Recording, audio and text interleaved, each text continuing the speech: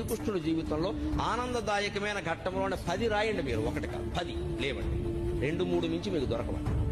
విషాద ఘట్టాలు రాయండి అమ్మా, నేను చెబుతున్నా ఓ 25 దొరుకుతాయి, ఓ 25. అది శ్రీకృష్ణుడి జీవితం. పుట్టింది జరసాల్లో, పుట్టిందో తల్లిక, పెంచిందో తల్లి, పుట్టిందో తండ్రిక, పెంచింది ఇంకో తండ్రి. అందులో పెంచిన తండ్రికేమో వీడు తన బిడ్డ కాదని తెలుసా, ఆ తల్లికేమో తెలియదా?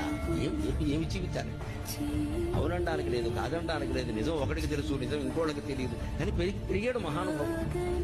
పుట్టగానే చంపేస్తారనే మేనమామ, మనం ఎంత అదృష్టవంతులు ఉండే అటువంటి మేనమామలు మనకు లేదు. పుట్టని చంపేస్తారనే మేనమామ కత్తెట్టు కూర్చున్నాడు ఆ జైలు దగ్గర. అదే ఆ శ్రీకృష్ణుడి జీవితం. ఉత్తార పురుషులు అంటున్నారు కదా, మరి